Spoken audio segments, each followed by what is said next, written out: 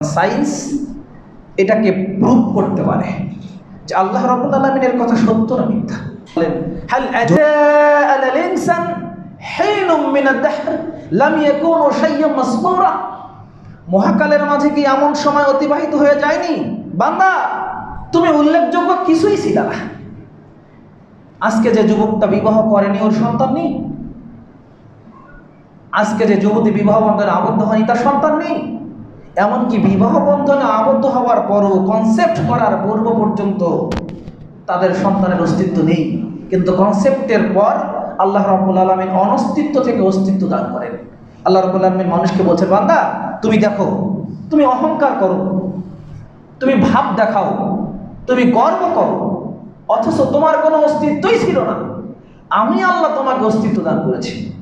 আল্লাহ রাব্বুল আলামিন আবারও হার্ড করে বলছেন সূরাতুল বাকারা অধ্যায় 2 আয়াত 28, কাইফা তাকফুরুনা বিল্লাহ, তোমরা কি করে আমি আল্লাহর সঙ্গে কুফরি করতে পারো, ওয়া কুনতুম আমওয়াত, তোমরা সবাই তো মৃত ছিলে, ফাহিয়াকুম, আমি আল্লাহ তোমাদেরকে জীবন দান করেছি, যে আমি আল্লাহ তোমাদেরকে জীবন দান করেছি, সুম্মা ইউমিতুকুম, এই আল্লাহ আমি আবারও তোমাদের মরণ ঘটিয়ে দেব।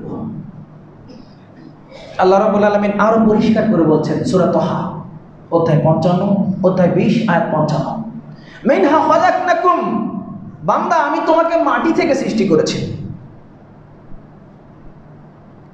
অফিয়া নুইদুকুম, আবার তোমাকে আমি মাটিতে মিশিয়ে দেব।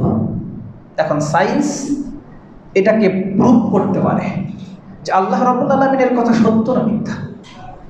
যদিও কোরআন মাজিদ তার সূরার শুরুতেই সূরা বাকারার 2 নম্বর আয়াতে বলছে যালিকাল কিতাবু লা রাইবা ফি, কোরআন হচ্ছে এমন একটা কিতাব, এটা হচ্ছে বিয়ন্ড ডাউট। ইংরেজিতে ডাউট শব্দ দ্বারা বোঝানো যায় যে সন্দেহ নেই, কিন্তু বিয়ন্ড যখন আসে তখন আর কোনো অবকাশই নেই। আল্লাহ রাব্বুল আলামিন বিয়ন্ড ডাউট দিয়ে বলছেন লা রাইবা ফি, এটাতে কোনো সন্দেহই নেই। এখন কথা হচ্ছে আল্লাহ রাব্বুল আলামিনের চ্যালেঞ্জ সূরা তাহার 55 নম্বর আয়াতে, বান্দা তোমাকে মাটি থেকে সৃষ্টি করেছি, আমি দেখতে মাটি দেখা যাচ্ছে না, অবয়ব আমার রক্ত মাংসের, মাটির অস্তিত্ব বোঝা যাচ্ছে না, তো ল্যাবে প্রমাণ করার পর বোঝা যাচ্ছে। এবার নগদে যেটা প্রমাণ, বান্দা তোমাকে মাটি থেকে সৃষ্টি করেছি, এবার তোমাকে আমি মাটি করব।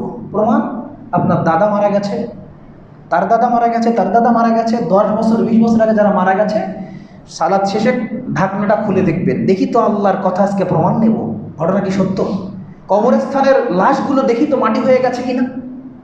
যদি আমি দেখি যে হ্যাঁ কবরস্থানের লাশগুলো মাটি হয়ে গেছে, আল্লাহর কথা যদি